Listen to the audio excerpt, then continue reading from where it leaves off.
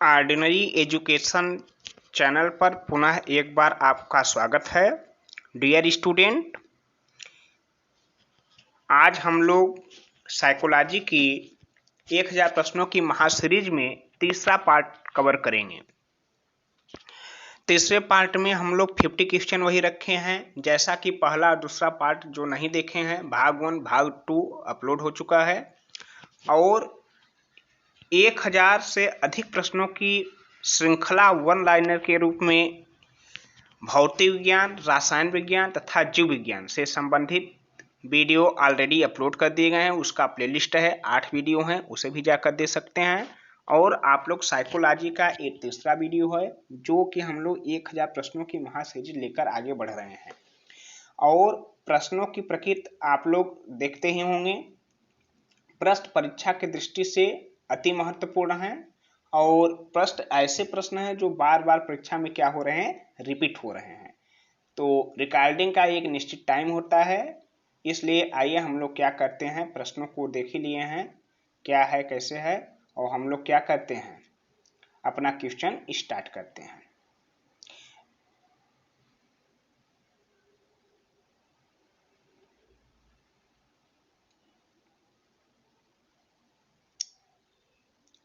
आइए question number 1। और video start करने से पहले सभी स्टूडेंटों से निवेदन है कि प्लीज चैनल को एक बार सब्सक्राइब अवश्य करें और अपने मित्रों पर भी जितना हो सके जो पढ़ने लिखने में इसमें इंटरेस्ट लेते हैं उनके ऊपर क्या करें, ज़्यादा से ज़्यादा इसे शेयर करें ताकि ये वीडियो अधिक से अधिक लोगों तक पहुंचे और परीक्षा में कुछ मदद कर सकें। नेक्स्ट आइए क्वेश्चन नंबर 1 हम लोग देखते हैं। गिलफोर्ड के बुद्धि संबंधित मॉडल में कुल कितने कोष्ठक हैं? तो गिलफोर्ड का बुद्धि संबंधित जो मॉडल था उसमें कुल 3 आयाम होते थे। इसे 3D भी बोला जाता है, 3D बुद्धि संबंधी सिद्धांत। तो 3D सिद्धांत में हम लोग क्या करते हैं, ये था 5 इंटू 4 इंटू 6, कुल मिला जुला करके इसमें जो होते थे 5 इंटू 4 इंटू 6, इस प्रकार की जो है संरचनाएं होती थी। और ये होता था 5 और 20, और 20 में 6 का पहाड़ा पढ़ेंगे 120, अर्थात टोटल कितने होते थे, 120 होते थे। गिलफोर्ड के बुद्धि संबंधित मॉडल में कुल कोष्ठकों की खाना जो होती थी वो कहे कि एक कारक सिद्धांत, द्विकारक सिद्धांत, बहुकारक सिद्धांत, मतलब कोई बताता है एक तत्व होता है, कोई बताता है 2 तत्व होता है, कोई बताता है बहुतत्व होता है। इनसे परेशान होकर के गिलफोर्ड ने कहा, अरे मूर्खों, ये सब एक कारक, 2 कारक, 3 कारक से काम नहीं चलेगा। बुद्धि में कुल 120 कारक उपस्थित होते हैं और उन्हीं पर ये क्या किया, 3D मॉडल अपना प्रस्तुत किया। उसका थियरी जब अपलोड किया जाएगा तो आप लोग समझ पाएंगे।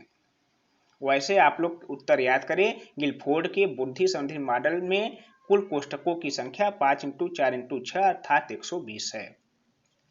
क्वेश्चन नेक्स्ट, किसी 10 वर्षीय बालक की मानसिक आयु 14 वर्ष है। जब आपको पता लगे कि किसी बालक की आयु कम है और मानसिक आयु अधिक है तो ऐसे बालक को डायरेक्ट आपको बिना सोचे समझे प्रतिभाशाली बालकों में रख देना है। क्वेश्चन नंबर नेक्स्ट, थार्डाइक का बुद्धि संबंधित सिद्धांत है। थार्डाइक का बुद्धि संबंधित सिद्धांत है, थार्डाइक ने बुद्धि संबंधित कौन सा सिद्धांत दिया, ये बहुतत्व सिद्धांत दिया। थार्डाइक ने कौन सिद्धांत किया, बहुतत्व सिद्धांत किया। एक तत्व सिद्धांत या एक कारक सिद्धांत को बीने ने दिया, किसने दिया, बीने। और द्विकारक सिद्धांत किसने दिया, स्पीयरमैन। और त्रिआमी सिद्धांत इसे तो गिलफोर्ड ने दिया। एक कारक सिद्धांत दिया बीने ने, द्विकारक सिद्धांत दिया स्पीयरमैन, त्रिकारक सिद्धांत है वो भी स्पीयरमैन ने दिया है, और बहुतत्व सिद्धांत दिया है ये दिया है थार्डाइक ने, और त्रिआमी सिद्धांत दिया है गिलफोर्ड ने। आगे देखते हैं नेक्स्ट क्वेश्चन। 0 से 25 बुद्धि लब्धि का जो बालक होगा, 0 से 25 बुद्धि लब्धि के बालक को हम लोग क्या कहेंगे, वो जो है मूर्ख होगा, जड़ होगा, पिछड़ा बालक होगा, मंद बुद्धि का बालक होगा। तो ऐसे बालकों के लिए जो है हम लोग जड़ बुद्धि 25, 0 से 25 रहेगा तो जड़ बुद्धि में आएगा, मूर्ख में भी नहीं आएगा। नेक्स्ट गिलफोर्ड के बुद्धि संबंधित मॉडल में कौन सा आयाम नहीं है? बुद्धि संबंधित मॉडल में पहला प्रक्रिया होता है और सेकंड में अंतर वस्तु विषय होता है या विषय वस्तु होता है, और थर्ड में उत्पाद या रिजल्ट परिणाम होता है। तो इस प्रकार से उसमें प्रक्रिया, अंतर वस्तु और परिणाम तो पाया जाता है, लेकिन विशिष्ट तत्व तो नहीं पाए जाते। गिलफोर्ड के लिए ये तीनों सही है और पहला इसमें क्या है, गलत है, ये आयाम नहीं पाया जाता है। त्रिआयामी होता ही है वो। स्व प्रत्यय निर्माण में सहायक है। स्व प्रत्यय का मतलब होता है कि अपने मन से, अपने दिमाग में किसी देखी गई वस्तु का चित्र प्राप्त करना। एक प्रकार का जो संप्रत्यय है वही स्व प्रत्यय है। तो अगर आपका IQ लेवल या बुद्धि ठीक ठाक काम करेगी तब आप क्या करेंगे, किसी का संप्रत्यय ले पाएंगे। आप स्वस्थ हैं, आप क्षमता वाले हैं, आप प्रेरित हैं। स्वास्थ्य ठीक रहने से मूर्ख व्यक्ति का भी स्वास्थ्य ठीक हो सकता है। जो व्यक्ति कम पढ़ा लिखा है उसका भी स्वास्थ्य ठीक हो सकता है। कहने का मतलब स्वास्थ्य ठीक का मतलब जो है, मानसिक बीमारी तो अलग की बात हो गई, लेकिन जो है जो व्यक्ति जो है कम पढ़े लिखे होते हैं वो भी क्या होते हैं, स्वस्थ माने जा सकते हैं, स्वस्थ होते भी हैं। तो स्वास्थ्य का इसमें स्व प्रत्यय से कोई संबंध नहीं है। अभी क्षमता आप कितनों तेज हैं लेकिन किसी वस्तु को देखे नहीं रहेंगे तो आप क्या करेंगे, उसका चित्र नहीं बना पाएंगे। तो इसमें बुद्धि लब्धि, वैसे भी हम लोग बुद्धि का चैप्टर पढ़ रहे हैं तो बुद्धि इंपॉर्टेंट है। गिलफोर्ड ने बुद्धि संबंधित सिद्धांत दिया। गिलफोर्ड ने बुद्धि संबंधित कौन सा मॉडल दिया, 3D मॉडल दिया। इसे त्रिआयामी सिद्धांत कहते हैं। नेक्स्ट, प्रतिभावान बालकों की बुद्धि लब्धि होती है। प्रतिभावान बालकों की बुद्धि लब्धि जो होती है वो 130 से अधिक होती है। नेक्स्ट, बुद्धि के समूह कारक सिद्धांत। बुद्धि के समूह कारक सिद्धांत, अब देखिए स्पीयरमैन ने द्विकारक और त्रिकारक सिद्धांत दिया है और थार्डाइक ने बहुकारक सिद्धांत दिया है। और समूह कारक की जब बात करेंगे तो समूह कारक सिद्धांत थर्स्टन ने दिया है। और थॉमसन ने कौन दिया है, थॉमसन ने प्रतिदर्श मॉडल दिया है। प्रतिदर्श मॉडल में क्या बताया कि जैसे उन्होंने बताया कि यदि आप एक टीचर का सिलेक्शन कर रहे हैं, मान लीजिए किसी का सिलेक्शन कर रहे हैं, तो टीचर में कम से कम कुछ ऐसे गुण होने चाहिए जो हजारों टीचरों को यदि ले लिया जाए तो वो गुण उसमें क्या हो जाए, कॉमन हो जाए। प्रतिदर्श माने मॉडल। मॉडल का मतलब होता है कम से कम कुछ ऐसे गुण होने चाहिए जो चाहे जिस टीचर को बुलाया जाए उसमें वो गुण देखा जा सके। यही है थॉमसन का प्रतिदर्श मॉडल। नेक्स्ट क्वेश्चन हम लोग देखते हैं, निम्न में से गिलफोर्ड ने कौन से कौन बुद्धि के सिद्धांत का प्रतिपादन किया। गिलफोर्ड ने क्या किया है भैया, गिलफोर्ड का नाम आएगा तो हम लोग बुद्धि का संरचना सिद्धांत करेंगे। एक खंड सिद्धांत को किसने दिया, बीने ने दिया। द्विखंड सिद्धांत को किसने दिया, स्पीयरमैन दिया। बहुखंड सिद्धांत को थार्डाइक ने दिया। त्रिकारक सिद्धांत भी थार्डाइक ने ही दिया है। एक बालक की आयु कितना है, 12 वर्ष है। बीने का बुद्धि परीक्षण करने पर वह 15 वर्ष के सामान्य बालक के समान अंक प्राप्त कर लेता है, उसका सही बुद्धि लब्धि होगी। IQ लेवल के लिए जो फार्मूला बनाया गया है इसमें मानसिक आयु को ऊपर रखा जाता है, ये 15 हो गया। इसके बाद बालक की वास्तविक आयु को नीचे लिखा जाता है, इंटू 100 कर दिया जाता है और जो आता है वो आपको कैंसिल करने पर मिल जाएगा, तो 125 मिल जाएगा, टोटल 125। तो नेक्स्ट हम लोग देखते हैं, निम्न में से बुद्धि का बहुखंड सिद्धांत प्रतिपादन किया था। बहुखंड सिद्धांत के लिए हमने बार बार देख लिया, बहुखंड सिद्धांत आएगा, थार्डाइक महोदय ने दिया है। नेक्स्ट, विभिन्न वस्तुओं को विचारों के बीच जटिल संबंधों को समझाने की मानसिक क्षमता। इस प्रकार देखिए, जटिल संबंधों को समझाने की मानसिक क्षमता की यदि बात करेगा तो थर्स्टन महोदय ने जटिल संबंधों को समझाने का प्रयास किया था। नेक्स्ट, इसमें क्या करना है, ये बुद्धि का स्तर दिया है, आप बुद्धि को देखेंगे इसमें विकल्प डी सही है, श्रेष्ठ बुद्धि, मंद बुद्धि और जटिल बुद्धि, प्रतिभाशाली बुद्धि। और धारणाओं का विकास मुख्य रूप से संबंधित है। अवधारणाओं का विकास मुख्य रूप से अवधारणाएं कहाँ से जन्म लेगी, कॉन्सेप्ट कहाँ से आएगा, ये बौद्धिक विकास से संबंधित है। नेक्स्ट, थार्डाई के बुद्धि का कौन सा सिद्धांत प्रतिपादित किया? एक कारक सिद्धांत को बीने ने दिया, द्विकारक सिद्धांत को स्पीयरमैन ने दिया, बहुकारक सिद्धांत को थार्डाइक ने दिया, ग्रुप तत्व को मतलब समूह कारक को थर्स्टन ने दिया। एक बार फिर बता रहा हूँ, एक कारक बीने, द्विकारक स्पीयरमैन, त्रिकारक स्पीयरमैन, बहुकारक सिद्धांत किसने दिया? थार्डाइक ने दिया, ग्रुप कारक या समूह कारक को थर्स्टन महोदय ने दिया है। मानसिक रूप से विकलांग से निम्न में कौन सा सही नहीं है? मानसिक रूप से कोई व्यक्ति विकलांग होगा तो वह जो है असामाजिक कार्य करेगा नहीं, ऐसी कोई बात नहीं है। वह जड़ मानसिक रूप से विकलांग है तो वो जड़ हो सकता है, मूढ़ हो सकता है, अल्पबुद्धि हो सकता है, लेकिन ऐसा नहीं है कि वह असामाजिक भी होगा। बुद्धिमत्ता का संबंध किससे है? बुद्धिमत्ता का संबंध होता है केंद्रीय चिंतन से। ठीक, बुद्धि जिसके पास है वही केंद्रीय चिंतन करेगा। बहुआयामी चिंतन से, हाँ, मल्टी डायमेंशन में सोच पाएगा, बुद्धि रहेगा तो सृजनात्मकता से, ठीक, वो सृजनशील भी हो जाएगा, कुछ चीज की रचना कर लेगा, कुछ बना लेगा। बुद्धिमत्ता का संबंध उपरोक्त सभी से होता है। नेक्स्ट, विशिष्ट बालक का संबंध होता है। विशिष्ट बालक का संबंध शिक्षा से होता है, बुद्धि से होता है, पाठ्यक्रम से होता है, खेल से होता है। हम विशिष्ट बालक और मूढ़ बालक इन सबको हम कहाँ से देख पाते हैं? उनकी बुद्धि लब्धि से हम लोग आंक पाते हैं कि ये विशिष्ट है या प्रतिभाशाली है। नेक्स्ट, बुद्धि लब्धि का मानसिक आय, बुद्धि लब्धि का मानसिक आय इंटू 100, ये क्या होता है? तो बुद्धि लब्धि का मानसिक आय इंटू 100 जो होता है वो वास्तविक आय होती है। वास्तविक आय क्या होता है? मानसिक आय बटे वास्तविक आय यहाँ लिखना है, रियल एज इंटू 100 बुद्धि लब्धि आ जाएगी।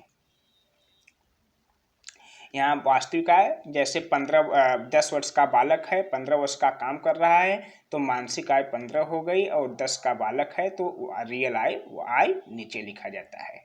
नेक्स्ट, सामान्य बालक का बुद्धि लब्धि का स्तर क्या होता है? जो सामान्य बालक हैं वो 91 से 110 के बीच में होते हैं। एक बार बुद्धि लब्धि का पूरा इंडेक्स आप लोग देख लेंगे, मूढ़ से लेकर जड़ से लेकर प्रतिभाशाली उत्कृष्ट सब चीज़ों को आप लोग एक बार चेक कर लेंगे, कौन सा कितना है, वहाँ से क्वेश्चन बनने की संभावना होती है। आप देखते हैं कि एक छात्र बुद्धिमान है, आप क्या करेंगे? उसके साथ संतुष्ट रहेंगे, उसे अधिक कार्य नहीं देंगे, वह अधिक प्रगति कर सके उसी तरह उसे अनुप्रेरित करेंगे, उसके अभिभावक को सूचित करेंगे कि आपका बालक क्या है? बुद्धिमान है। तो आप क्या करेंगे? अभिभावक को सूचना देने का बहुत ज़्यादा मतलब नहीं निकलता है, ठीक, उसके साथ संतुष्ट रहने का मतलब ऐसी कोई बात नहीं है। बुद्धिमान बालक है तो जो कहेगा आप करेंगे, ये भी गलत है। उसे अधिक गृह कार्य नहीं देंगे, नहीं, बुद्धिमान है तो गृह कार्य देना चाहिए, वह अधिक प्रगति कर सके उसी तरह उसे अनुप्रेरित करें। बहुत अच्छी बात कह दी है इन्होंने कि वह अधिक प्रगति कर सके, इसलिए उसे क्या करेंगे? हम प्रेरित करेंगे। अशाब्दिक बुद्धि परीक्षणों का प्रयोग किया जा सकता है। अशाब्दिक बुद्धि का परीक्षण जो होता है वे सभी आयु के व्यक्तियों के लिए होता है, ठीक, अशिक्षित वर्ग के लिए होता है, सिर्फ बच्चों के लिए, शिक्षित व अशिक्षित दोनों के लिए। देखिए भैया, अशाब्दिक शब्द तो शिक्षित वाले पढ़ लेते हैं इसलिए किस में आएगा नहीं। बच्चे के लिए जो है अशाब्दिक या शाब्दिक का कोई खास मतलब नहीं होता है, और सभी आयु के लोग, हाँ, सभी आयु के लोग इसमें शामिल होते हैं, लेकिन बच्चा नहीं होता है इसलिए ये भी नहीं होगा। अशिक्षित वर्ग, अशिक्षित वर्ग मतलब 6 वर्ष से अधिक हम लोग शिक्षित व्यक्ति या शिक्षित मानते हैं। 6 वर्ष से कोई कम बालक है, नहीं पढ़ने जा रहा है तो उसे अशिक्षित नहीं माना जाता है। 6 वर्ष से अधिक का बालक हो जाता है तब स्कूल शिक्षा नहीं करने जाता है तो अशिक्षित में आता है। इसलिए अशाब्दिक बुद्धि परीक्षण जब पढ़ा लिखा नहीं है, शब्दों की पकड़ नहीं है, तो उसे अशिक्षित बालक के वर्ग में रखेंगे और उसे अशाब्दिक मतलब अशाब्दिक बुद्धि परीक्षण के द्वारा इसका बुद्धि परीक्षण किया जाएगा। कुल मिला जुला करके हम लोग क्या कहेंगे? अशाब्दिक बुद्धि परीक्षण का प्रयोग जो है केवल अशिक्षित वर्ग के लिए है। एक शिक्षिका अपने शिक्षार्थियों की विभिन्न अधिगम शैलियों को संतुष्ट करने के लिए विविधपूर्वक कार्यों का उपयोग करती है। क्या करती है शिक्षिका, देखिएगा। शिक्षिका जो है कोहल वर्ग के नैतिक विकास सिद्धांत से किससे प्रभावित है? नैतिक विकास सिद्धांत से वो क्या है? प्रभावित नहीं है, क्योंकि अधिगम शैलियों को संतुष्ट करने के लिए विविध पूर्ण कार्य का प्रयोग करती है।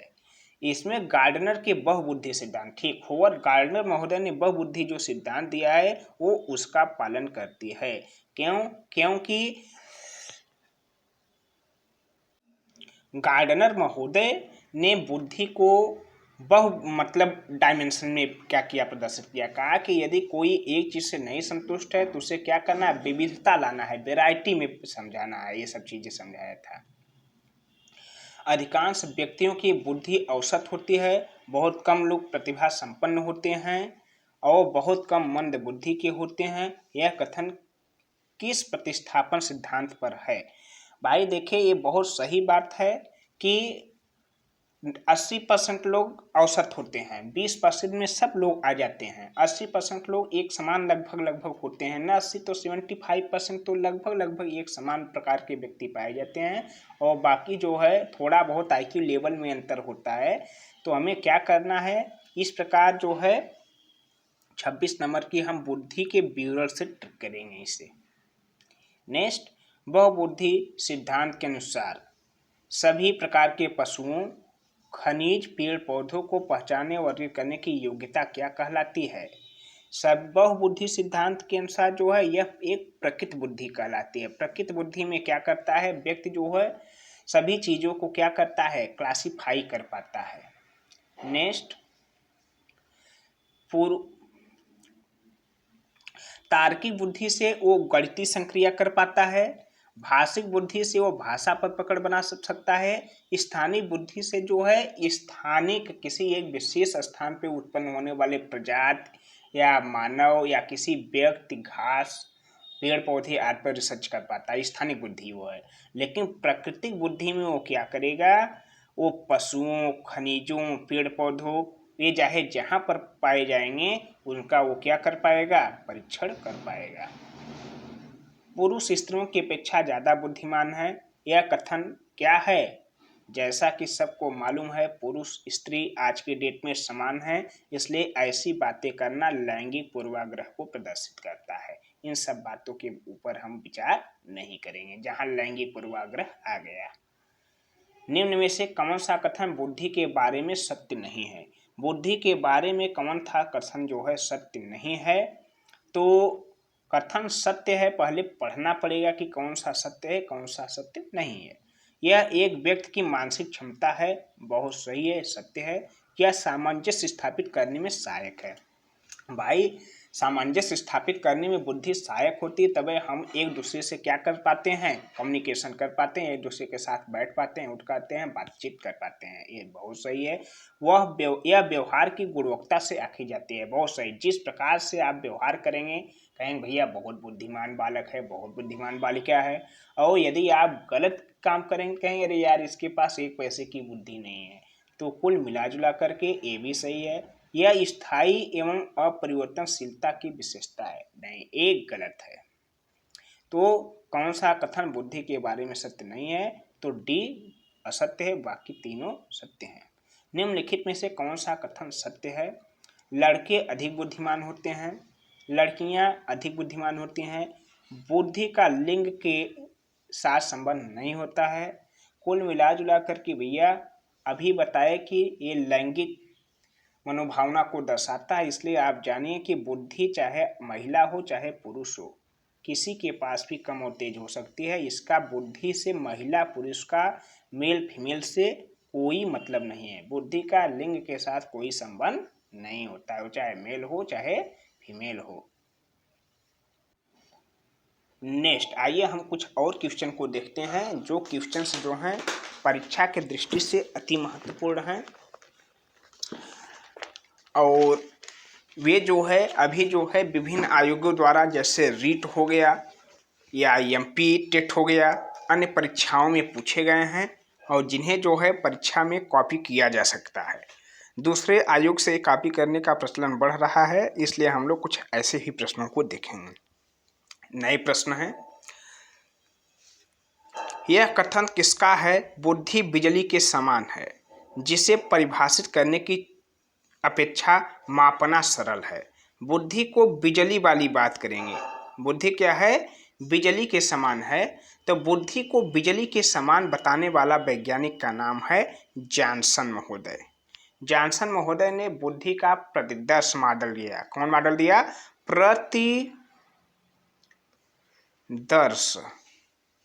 प्रतिदर्श मॉडल दिया, और उसी मॉडल में इन्होंने बताया है कि बुद्धि को क्या करना है? मापना सरल है, न कि जो है क्या करना, एक दूसरे से कंपेरिजन करना, ये करना वो करना, ये सब करना ठीक नहीं है। राम गणित समस्याओं को हल करने में निपुण है। राम में बुद्धि का कौन सा प्रकार परिलक्षित होता है? राम में बुद्धि का अमूर्त, गणित वाली बात आएगा तो वहाँ पर अमूर्त चिंतन होगा या अमूर्त प्रकार की बुद्धि हो जाएगी।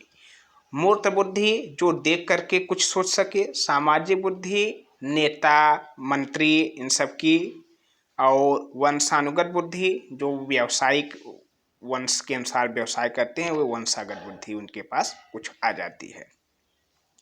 शाब्दिक तथा गणितीय संकेतों को समझने वाले व्यक्ति को बुद्धि थार्डाइक के अनुसार है। थार्डाइक ने बताया है कि भाई जो शाब्दिक और गणितीय संकेतों को समझ सकता है वो क्या है? अमूर्त है। क्या है? अमूर्त है। शब्द सुनेगा वो क्या करेगा? गणितीय संकेतों के आधार पर क्या करेगा? समझ पाएगा। नेक्स्ट, बुद्धि लब्धि का विचार किसने दिया? बुद्धि लब्धि का विचार देने वाले वैज्ञानिक का नाम क्या है? बुद्धि लब्धि का विचार देने वाले वैज्ञानिक का नाम थर्स्टन है। इन्होंने बुद्धि लब्धि का विचार सर्वप्रथम दिया था। ठीक, इसके बाद 7 क्वेश्चन है, इसका आंसर आप लोग कमेंट में देंगे। लास्ट में देखेगा, कमेंट में जो भी परीक्षार्थी देखें उसे जो है देने का प्रयास करें।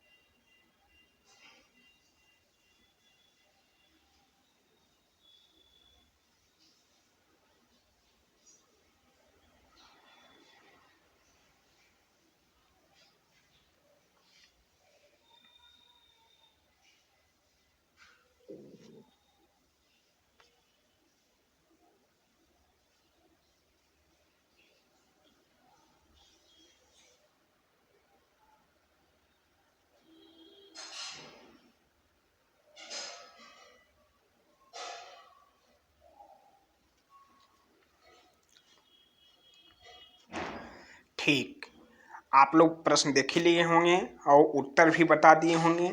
आइए हम उत्तर को एक बार बताते हैं, फिर आप इसका क्या करेंगे? मिलान करेंगे। ये 10 क्वेश्चन था जो आप लोग के टेस्ट पर आधारित था। क्वेश्चन 30 थे। इसके बाद हम लोग क्या किए थे? 10 क्वेश्चन से प्लस क्वेश्चन 15 क्वेश्चन के आसपास हम लोग क्या किए थे? टेस्ट के लिए रखे थे। लेकिन आइए हम इसका एक्सप्लेनेशन भी करते हैं।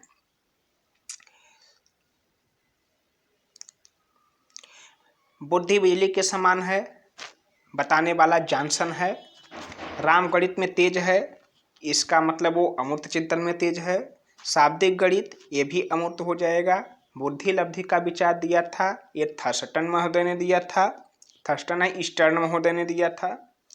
नेक्स्ट, भावात्मक बुद्धि का परिभाषिक शब्द देने वाला विद्वान है। भावात्मक बुद्धि का परिभाषिक शब्द जो देने वाला विद्वान है उसका नाम है डेनियल गोलमैन। नेक्स्ट, अमूर्त बुद्धि किसी व्यक्ति की मदद करती है। अमूर्त बुद्धि व्यक्ति की मदद करती है समस्याओं को सुलझाने के लिए। अमूर्त बुद्धि क्या करती है? समस्याओं को सुलझाने में उसकी मदद करती है। अच्छे मंत्री, व्यवसायी, कूटनीति ये सब क्या होते हैं?